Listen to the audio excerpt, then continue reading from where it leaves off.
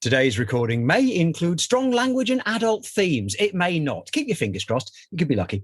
Hello, and welcome to Comic Cuts, the panel show. My name's Kev F. Sutherland. You might know me as a writer and artist for Beano, Marvel Comics, Oink, Doctor Who, the Scottish Falsetto Sock Puppet Theatre, and my graphic novel adaptations of Shakespeare. But chances are you probably don't. My guests today talking comics are Juliette Burton and Gary Northfield. Hello.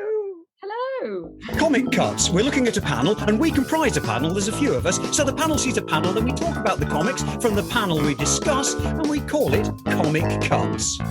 Very nice. Very lovely. I'm impressed by the timing. Yes. Well, you have to say something. I have two guests with me today who've brought with them a panel from a comic or something close. We're going to see if we can identify it and talk about it. Maybe we and you will learn something about comics we didn't already know. Or maybe we'll just show off a bit and have an enjoyable chat. Let's see. Juliette, are you joining me from London? I am in London currently, yes. In that London. Yes, being in that London, you're in the heart of things. During the pandemic, did being in the heart of things feel rather futile? It's a good question to ask because I come from a family in the countryside that we don't really see each other that often. But at the beginning of lockdown, they were like, come back, like just stop paying rent in London and come back. And my instinct was, no, I need to stay here. And actually, I think it's been a really good choice because I've been able to keep up my running, and I run past like St Paul's and the Tower of London and the Globe, and every time I run past I'm like, you guys have seen the plague before, you've survived bigger than this, so let's just keep going. And it's just there's a lot of stuff to discover even when everything's shut, so lots of history.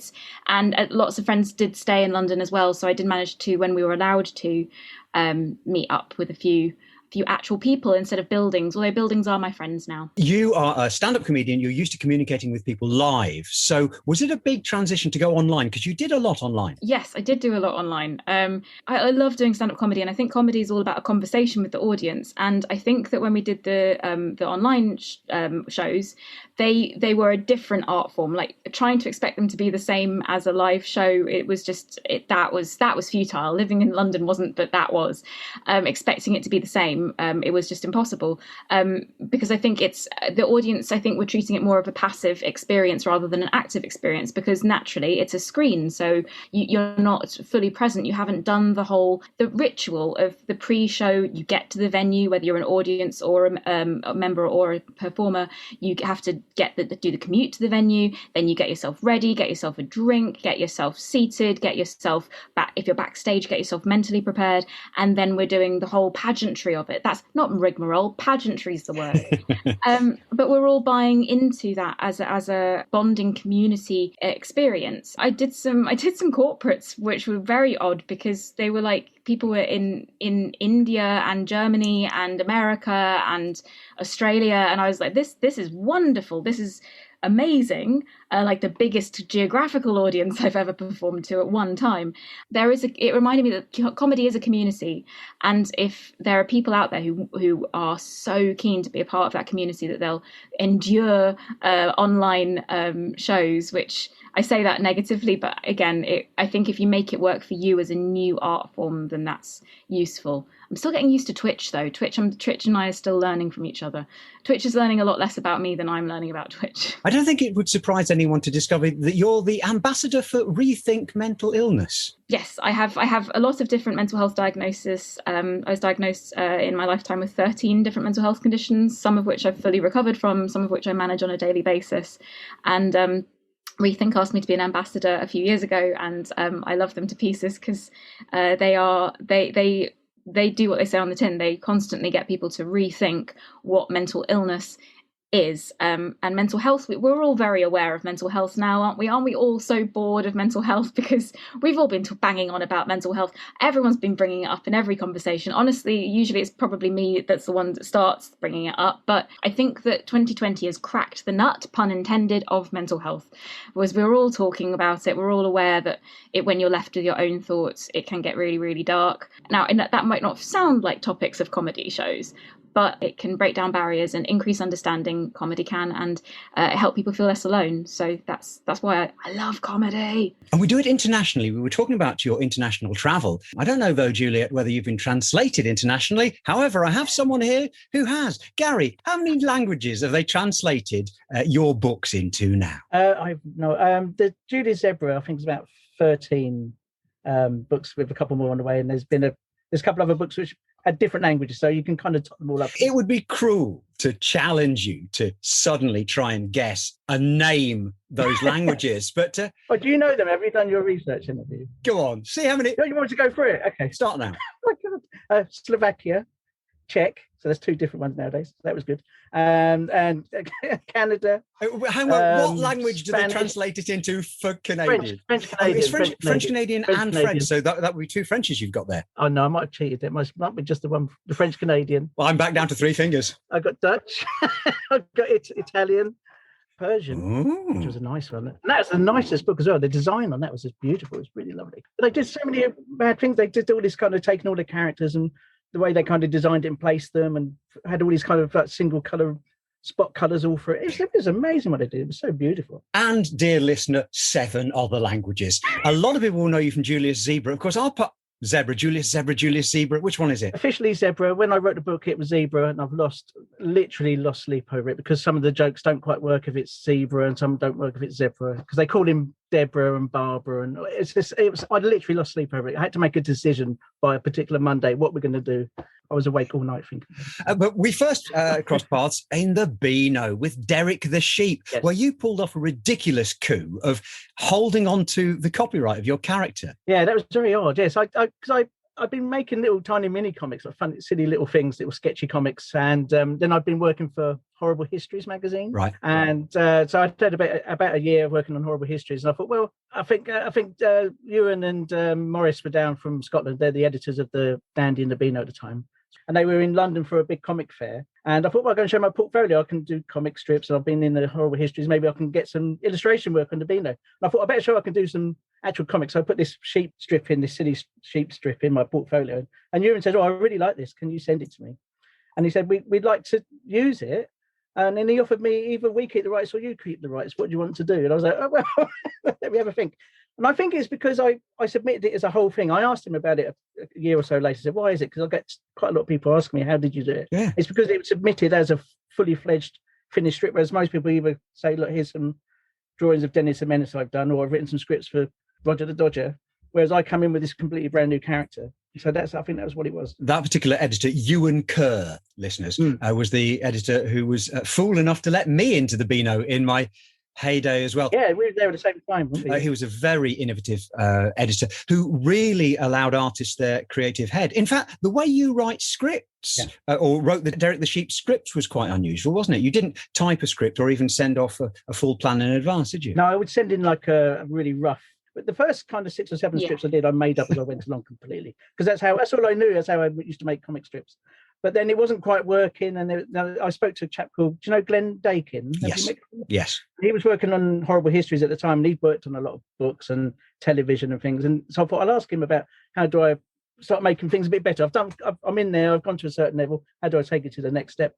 So he told me about like story structures and extra characters and sidekicks and things like that. So that's when I brought in like Cecil the Bee and other things, and I just started going off-road in different ways, and that's when that's when it started really taking off. I really started enjoying myself with the comic strip.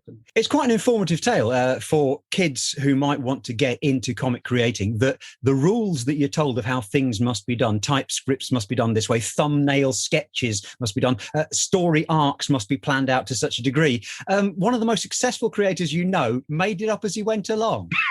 Yeah. But to be honest, when people ask me that, because I've done quite well with the novels now, I do say something. You do need to have a proper set structure. I don't make those up as I go. I would be in big trouble if I did that. I've asked everyone on the panel to bring a panel to the panel. You can see those images on my website at kevfcomicartist.com, or they'll be on my Twitter, or they should be on the artwork for this podcast episode, depending where you get your podcasts from. However, don't worry, listener at home. You won't need to see these images because we are going to do an immaculate job of describing them. I think I'd like to begin by having a look at the image Gary has brought along. So, listener at home, we're looking at a comic strip panel that's been brought by Gary Northfield. Juliette, describe it for the listener who can't see it. Okay, I think I can see most of it. There's lots of red and black, and the top image is of looks like a character who I'm not familiar with in a car, driving along. His head comes off in the crash, and bugs make it into a motel, and his head has definitely come off, and he's saying "ow," which is impressive. That's the end of the story, I think. For the benefit of the panelologists at home who study such things as line and colour and composition and such, I can tell you that this is drawn in quite bold, cartoony lines. We are looking at something drawn in a humorous cartoon style, big, round eyes, big, wide open mouths. We have a character who looks a bit like a bug, very thin arms, but with white Mickey Mouse type gloves as he drives a 1950s American style car. In the panel, we can see a tiny little bit of. And then in the main panel, we see his severed head on the ground, which suggests to me it's not from the Beano, not usually the home of severed heads. And there are bugs crawling in and out of his mouth. I'm saying because it says his head comes off in the crash and bugs make it into a motel. The colouring is interesting. Greys, reds and shades of red, but it's definitely not in full colour. So a very interesting comic strip. I can't begin to identify where this quasi-humorous strip is from. However, Juliette, you can have first guess. Any idea where this could be from? I really don't know. I mean, the signature says Sin, I think, which I'm trying to rack my brains. I'm really at a loss, which is great because that means that this is going to be a new comic to me. So thank you for bringing that. And I hadn't even spotted that signature. Yes, there's a copyright symbol and then S-I-N. Well, that means nothing immediately to me. I can see also a page number, a number 29, which suggests that this page is sideways on because the lettering is at 90 degrees to us. So this would be at the bottom of a page.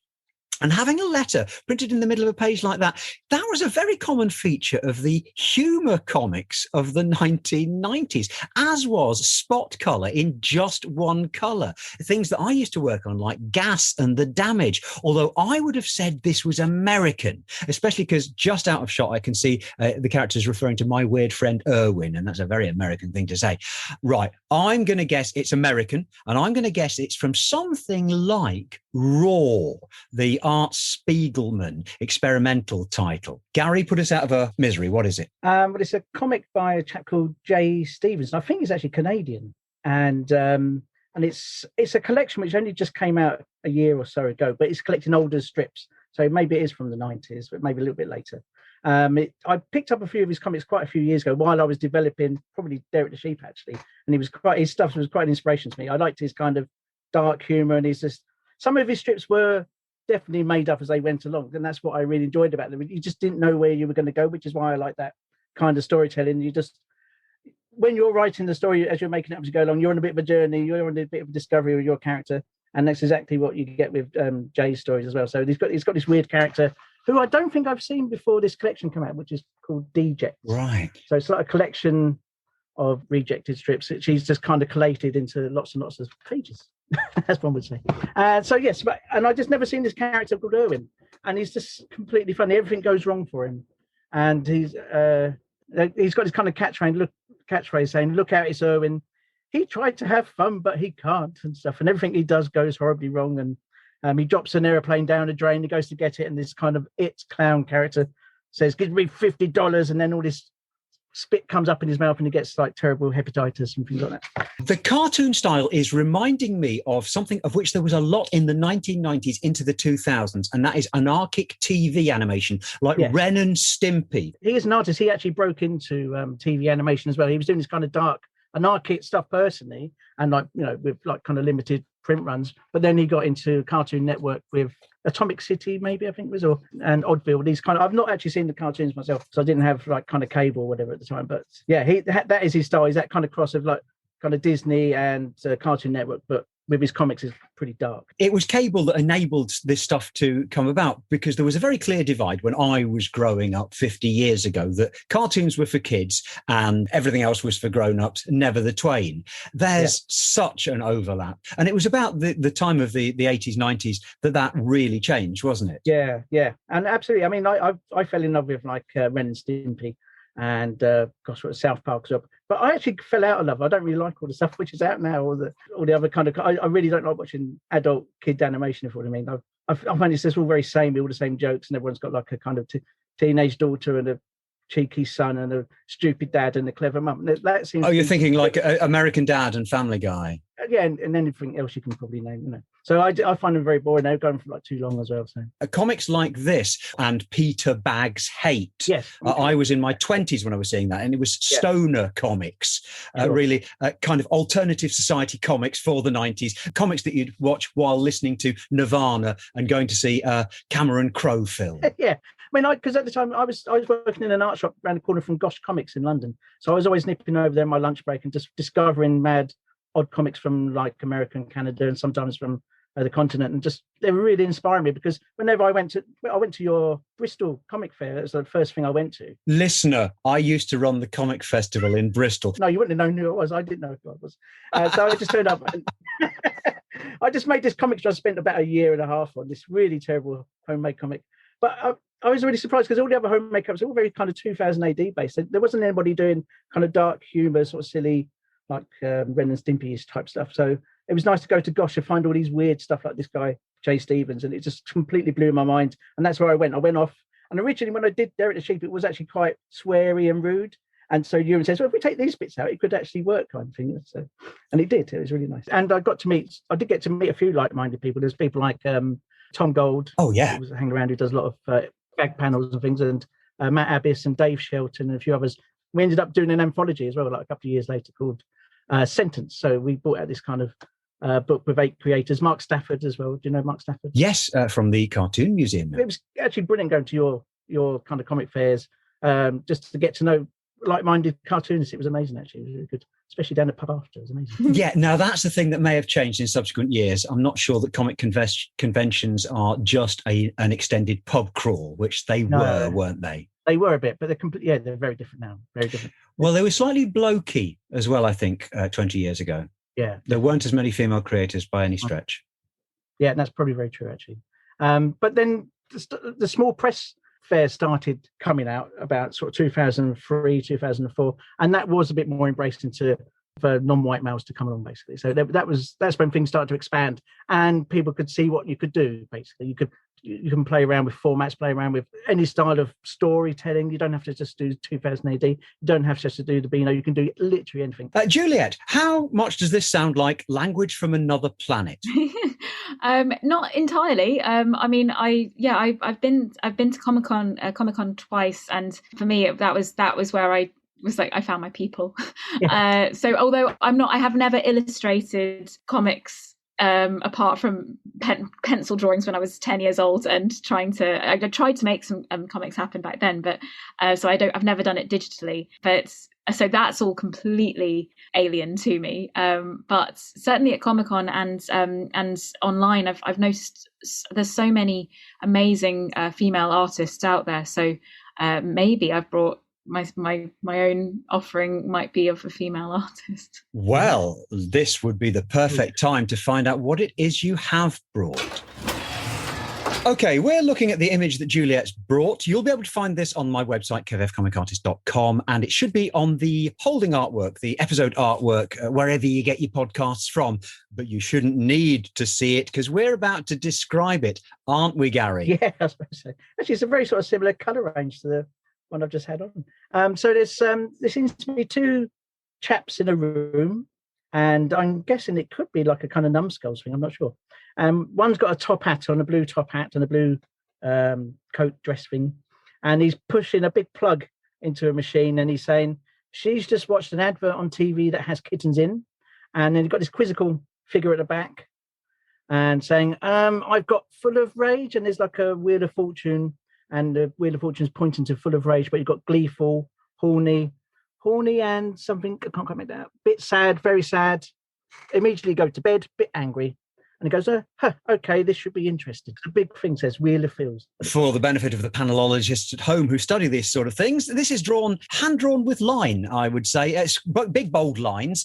The similarity with the numbskulls in the Beano is immediate to those of us who were brought up with the numbskulls on the Beano. And the current numbskulls writer and artist, Nigel Ochterlooney, who's been a guest on this podcast, works in a very similar stripped-down style to this artist. However, this is not from the numbskulls because it refers to being horny, which nobody has yet, I think, done in the Beano.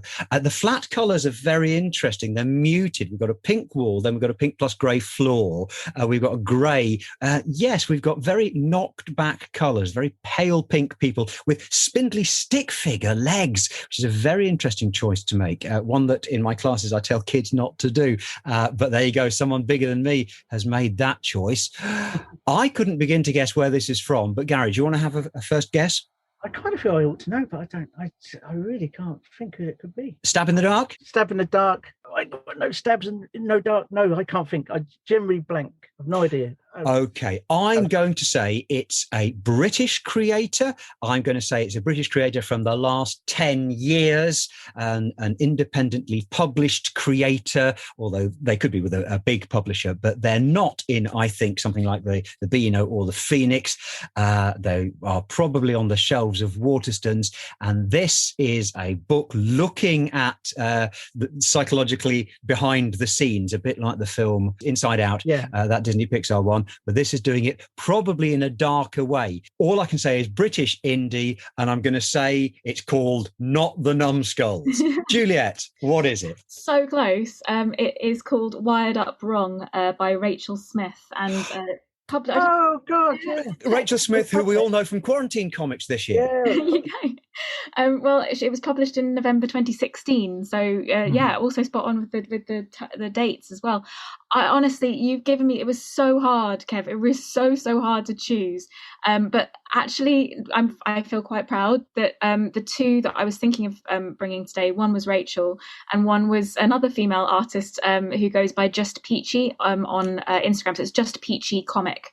I don't know if you know her, but she's amazing. But I know that she doesn't need she's not British, and so I was like, I should support a fellow female Brit. So that's why I brought Rachel to the panel today. And I was given this book, the Wired Up Wrong book, which for the benefits of podcast listeners, I am holding up to the screen right now. I was given it by one of my audience members who came to see me firstly in 2015 at the Edinburgh Fringe, which was my first sold out year, and then went on to sell out for the next 4 years. And he used to work in advertising, and I was doing a show at the time about body image, body confidence, that was very open about my history of eating disorders, and been from a size 4 to a size 20 due to binge eating disorder, and been sectioned for anorexia and struggled with bulimia.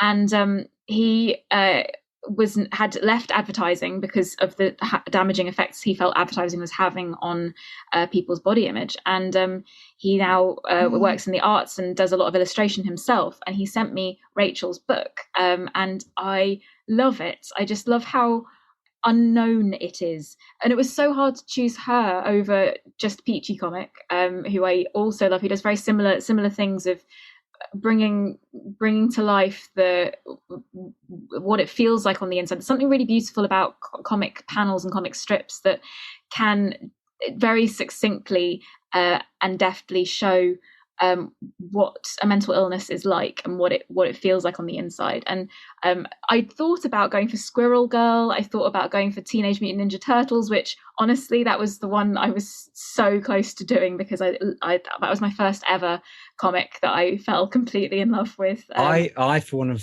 really glad you chose Rachel Smith. We've seen Quarantine Comics this year. She's been serializing it on Instagram, Twitter, Facebook, everywhere, and in daily installments. It's now collected up in a book. It's now in Waterstones, because I saw it in Waterstones at the weekend, which is a fantastic triumph for anybody publishing in this area, publishing something which is so hard to describe, and you couldn't in advance say, I'm going to write about how I feel during this forthcoming pandemic, and then for it to have worked out as it does in Quarantine Comics, she draws in her naturally, it's sort of light and humorous style. The faces are manga-esque, Disney-esque. They're light, they're friendly, they're involving. And so it's disarming when she's then really describing her anxiety and these difficult situations, always with a joke, always with a punchline. It's splendid work. Now, in Wired Up Wrong, is she always using the style we see before us of this sort of simple outline? No, there's also a kind of slightly more Disney-esque, like maybe a more recent Disney. Funnily enough, Inside Out, Disney-esque kind of, but with pencil drawings, so but the face shape similar.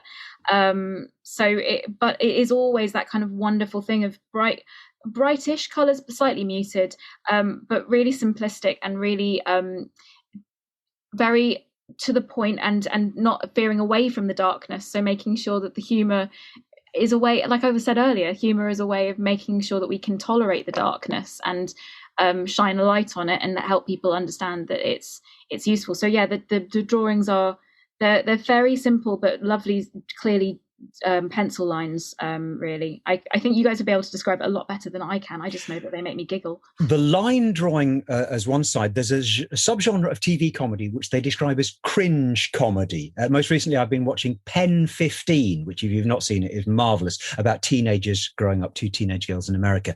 And what Rachel Smith did with Quarantine Comics is like that. You're cringing or you're feeling the pain, but through the humor. Yeah, I mean, I think that's partly why I love her work, is just that it's so, it brings out the empathy in you, that you understand her perspective so much better, which helps you understand your perspective better. But then my heart I just want to give her a massive cuddle.